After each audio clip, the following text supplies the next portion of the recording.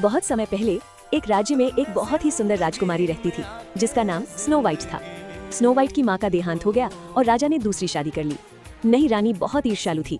वो रोज आईने से पूछती थी, आईने दीवार पर सबसे सुंदर कौन संसार पर। आईना जवाब देता, मेरी रानी आप ही सबसे सुंदर हैं। लेकिन एक दिन सब कुछ बदल गया। एक दिन रानी ने फिर पूछा, आईने आईने दीवार पर सबसे सुंदर कौन संसार पर।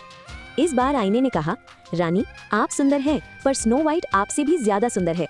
ये सुनकर रानी को बहुत गुस्सा आया। उसने सोचा कि अगर स्नो वाइट ही नहीं रहेगी तो वही सबसे सुंदर होगी। रानी ने एक शिकारी को बुलाया और कहा, स्नो वाइट को जंगल में ले जाओ और उसे खत्म कर दो। लेकिन जब शिकारी ने स्नो वाइट को रोते देखा तो उसका दिल पिघल गया। उसने कहा, राजकुमारी भाग जाओ, रानी आपको नुकसान पहुंचाना चाहती है। स्नो वाइट डर कर गहरे जंगल में भाग गई। बहुत देर भटकने के बाद स्नो वाइट को जंगल में एक छोटा सा प्यारा घर मिला। अंदर 7 छोटी छोटी कुर्सियां और 7 छोटे बिस्तर थे। थटी हुई स्नो वाइट एक बिस्तर पर सो गई। शाम को उस घर के मालिक आए 7 बौने। उन्होंने स्नो वाइट को देखा तो हैरान रह गए। स्नो वाइट ने उन्हें पूरी कहानी सुनाई। बौनों ने कहा, तुम यहाँ हमारे साथ रह सकती हो, लेकिन सावधान रहना, रानी बहुत चालाक है। अब स्नो वाइट बोनों के साथ रहने लगी। वो घर साफ करती, खाना बनाती और सब बहुत खुश रहे। कुछ समय बाद रानी ने फिर आईने से पूछा।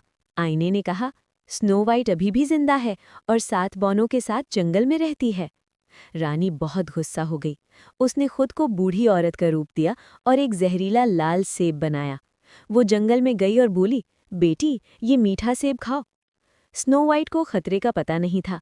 जैसे ही उसने सेब का एक टुकड़ा खाया, वो जमीन पर गिर गई और गहरी नींद में चली गई।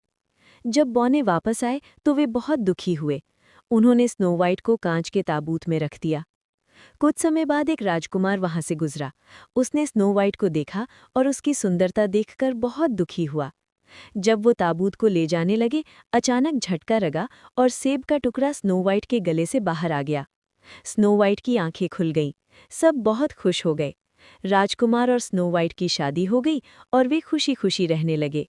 और दुष्ट रानी को उसकी बुरी ईर्ष्या की सजा मिल गई।